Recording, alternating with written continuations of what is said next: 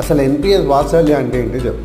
ఇప్పుడు మనం నెలకి 833 రూపాయలు అంటే సంవత్సరానికి 10,000 రూపాయలు కాంట్రిబ్యూట్ చేస్తే 18 ఏళ్ళు వచ్చేసరికి 10% రిటర్న్ తోటి 5 లక్షలు జమ అవుతాయి.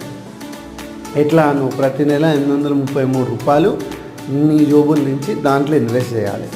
అది ఎవరి కోసం? మన పిల్లల భవిష్యత్తు కోసం. తర్వాత 60 సంవత్సరాలకి 2.75 కోట్లు అవుతుంది. అదే తర్వాత అదే రేట్ ఆఫ్ రిటర్న్ 11.59 అయితే మనకి 5.97 crores అవుతుంది. అదే రేట్ ఆఫ్ రిటర్న్ 12.86 అయితే 11 crores అవుతుంది.